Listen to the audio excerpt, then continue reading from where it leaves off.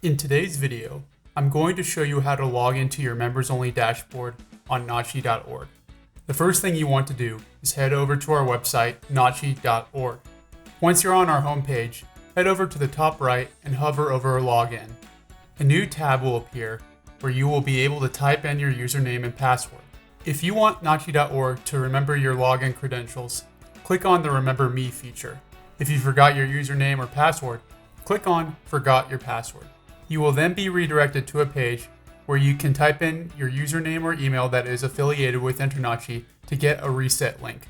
Click on the blue Send Password Reset link and then go check your email. You should receive a reset link within 5 minutes of requesting a reset. Once you fill out your username and password, click the green Login button and you will then be redirected to your members-only dashboard.